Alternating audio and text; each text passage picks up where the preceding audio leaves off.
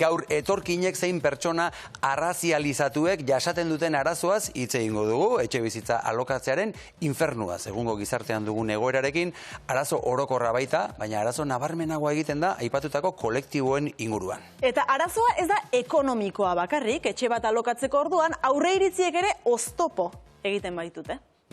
Halaxe da, eta oztopo horiek gainditzeko asmoarekin, izan ere aurreiritzirik gardenena, mesfidantza izan liteke, mesfidantza sortzen bai da askotan, baina hori gaurko gonbidatuek argituko digute zergatik gertatzen den eta zer dagoen horren oinarrian. Gaur bizilagunak atalean, etxe bizitza eskuratzeko zailtasunak. Afrika, gaurko gaia oso serioa da. Serioa, interesantia eta horretaz hitzein behar dugula pentsaten dute. Bai, ez da? Bai. Ba, esan diezaiogun lehendabiziko lagunari sartzeko?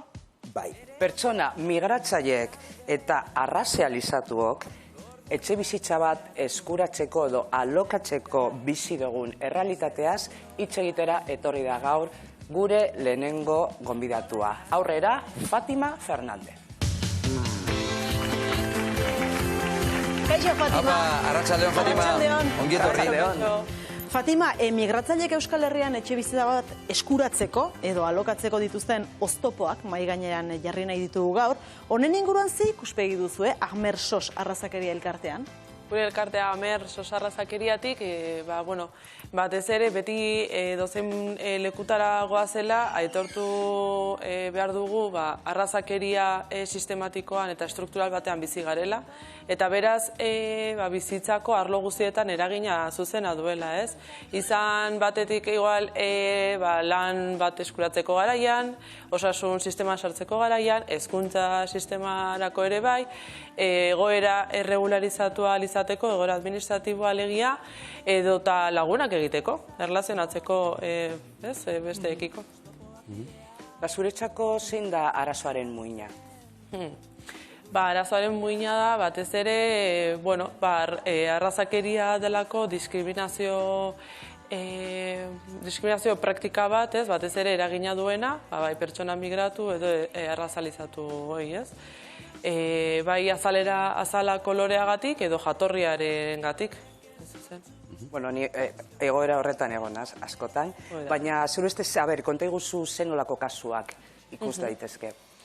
Hasi daitezke adibidez, oain online ez, gehiago bilatzen haste gehala, online kasuan izena jartzerako garaian adibidez, askok lehenengo barrera sumatzen dute ez, egoera hortan.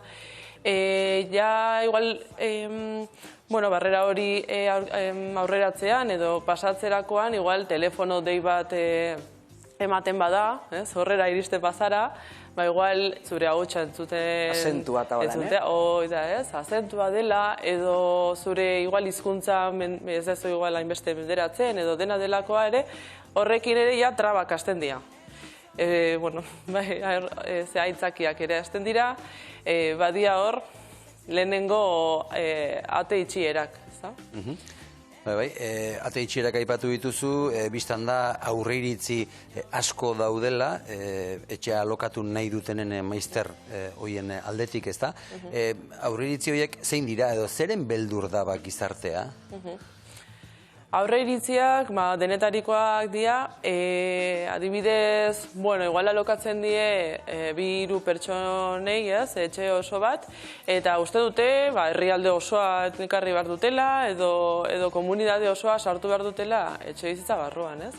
Hoi da adibidez, lehenengo beldurretako bat, baina izan daiteke anitza, izan daiteke igual, ordaindu ez dutelako beldurra eukitzia, izan daiteke, aurreiritziak izan daiteke ere, segun eta jatorria zein dan, igual fidagarritasun gehiago edo gutxiago eukitzia ere bai, ez?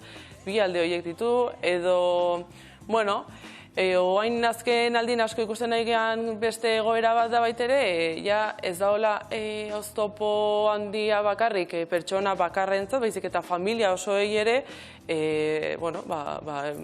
izten zaie ate horiek, ez? Eta aipatu dituzu aitzakiak ere? Aitzakiak zein jartzen dira? Aitzakiak, begira, bada beste bide bat ere inmobiliariak, beste netzako, guretzako oso temoia dena, justo behaiek igual, bueno, lehenengo beste leio bat da, ez, edo ate bat da, eta askotan behaiek esaten dute igual jabearen hitzetan dela, ez, eskusa horrekin, ez dutela alokatzen zuzenean, pertsona migratuei ez diela, gainera hori arrazalizatuak ere sartzen gaituzte saku berdinean.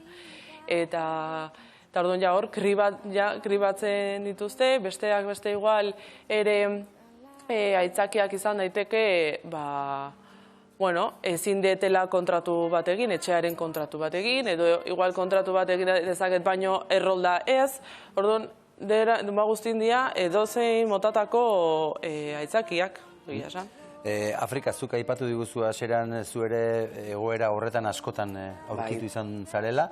Zuri ze aitzakia jarri izan dizkizute? Etxea ja alokatuta dagoela.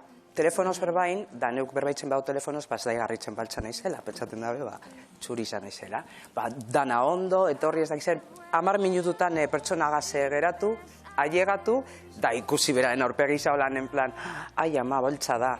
Hori, urbiltzia... hasieratik ikusiko duzu. Bai, baina, bueno, eurek ez da behigarritzen, neuk ikusten dute urritik esaten dut, ja, zelan aldatzen dagoen aurpegia, holan en plan, ai ama, baltsa da, urbiltzean esaten dago, ezkeia, justo alokatu dut, 10 minututan, ze harina zaren, bueno, banoia, bai, holakoak askotan, bai. Bueno, aitzakiak eta gezurrak.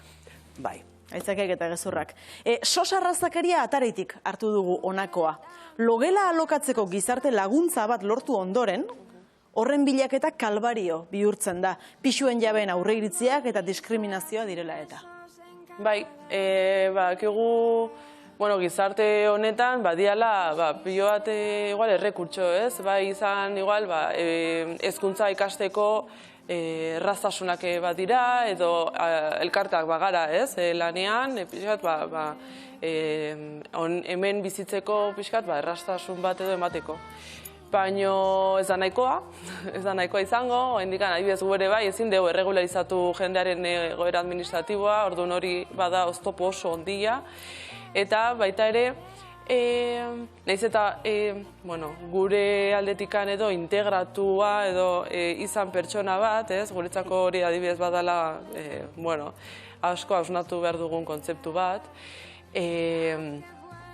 nahiz eta hori dena egin, nahiz eta pausu guztik eman, hala eta guztiz ere, ezin dute modu inklusibo batean bizi, ezin dute parte hartu, gu bezala, edo zein postutan, edo ez olako erabaki lekutan ere bai, ez? Eta etxebizitzari dagokionez ere, nahiz eta igual elkarte baten laguntza izan, ere bai, beste traba batzuk ematen dira, bestetik ere, igual, seguraski gizarte laguntza entzuterakoan, seguraski denak igual pentsatu dugula, diru laguntza, jasotze, kontzeptu horrekin, eta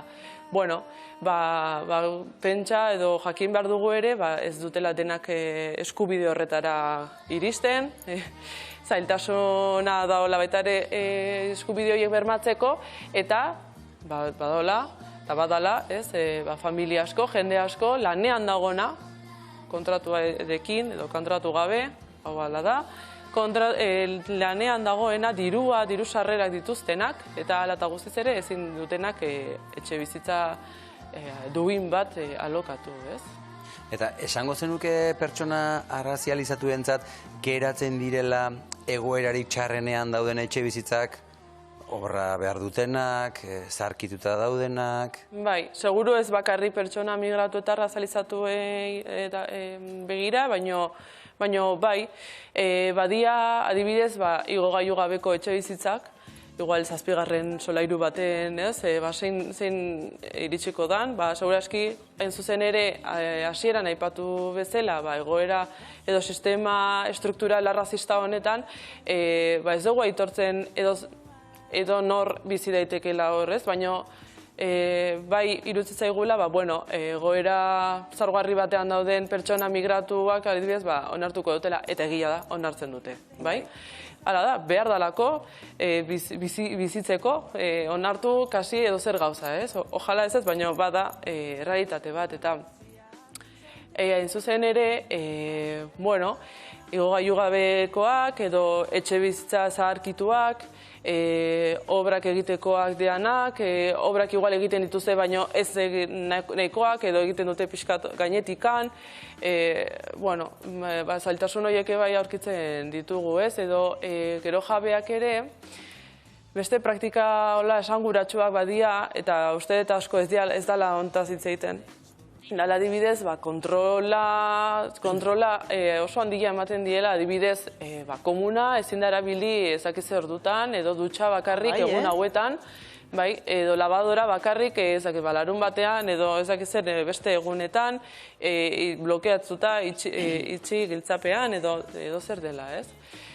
Logela kalokatzeko garaian, logela gu lertzen dugu, edo ni behintzatu lertzen dut, lo egiteko ohe bat dakan logela bat, ja gero neurriak ez ditugu aipatuko, baina inkluso sala bat, egongela bat ere alokatzen da. Gure sofa hauetan ere pertsona bati alokatzen zaie. Lo egiteko. Bai, eta egon da momentu bat, eta segurazki oain ere batiala, pasilloak ere alokatzen diena.